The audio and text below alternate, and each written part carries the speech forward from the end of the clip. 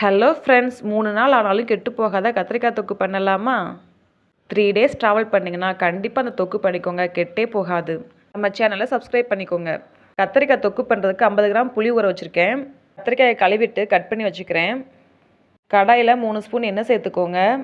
எண்ணெய் சூடானதும் கொஞ்சம் கடுகு, ஜீரகம், வெந்தயம் சேர்த்துக்கலாம். எல்லாம் நல்லா பொரிஞ்சதுக்கப்புறமா வெங்காயம் சேர்க்கணும். 3 பெரிய சைஸ் வெங்காயம் கட் பண்ணிவிட்டு சேர்த்துருக்கேன். அப்புறமா 10 பல்லு பூண்டு நறுக்கிட்டு சேர்த்துக்கலாம். கொஞ்சமாக கருவேப்பிலை சேர்த்துக்கிறேன். எல்லாம் நல்லா வதங்கினதும் கத்திரிக்காயை சேர்த்துடலாம். நான் இந்த கத்திரிக்காயில் பண்ணுறேன், நீங்கள் எந்த கத்திரிக்காய்னாலும் பண்ணலாம்.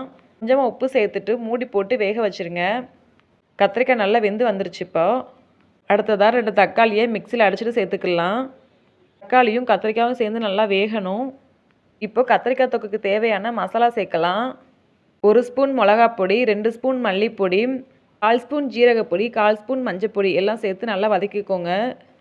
உங்களுக்கு காரம் அதிகம் வேணும்னா மிளகாப்பொடி பார்த்துட்டு சேர்த்துக்கோங்க. அடுத்து புளி தண்ணியை கரைச்சிட்டு சேர்த்துக்கலாம். நான் எக்ஸ்ட்ரா தண்ணி எதுவும் சேர்க்கலை, உங்களுக்கு தேவைப்பட்டால் தண்ணி கொஞ்சமாக சேர்த்துக்கலாம்.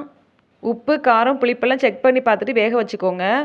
லாஸ்ட்டாக கொத்தமல்லி தழை சேர்த்துட்டு ஸ்டவ் ஆஃப் பண்ணிடலாம். அவ்வளோதான் ஃப்ரெண்ட்ஸ், நம்ம டேஸ்ட்டான கத்திரிக்காய் தொக்கு ரெடி ஆயிடுச்சு. லெமன் சாதம், புளியோதரைக்கு இந்த தொக்கு அல்டிமேட் காம்பினேஷனாக இருக்கும். ஓகே ஃப்ரெண்ட்ஸ், நீங்கள் ட்ரை பண்ணிவிட்டு கமெண்ட் பண்ணுங்கள். தேங்க்ஸ் ஃபார் வாட்சிங்.